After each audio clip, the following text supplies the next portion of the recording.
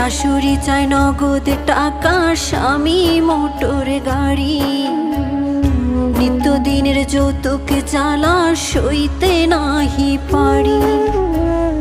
কথায় কথায় ওরা সবাই তোলে গায়ে হাত, নোংরা ভাষায় দেয় যে গালি, তুলে বংশজাত।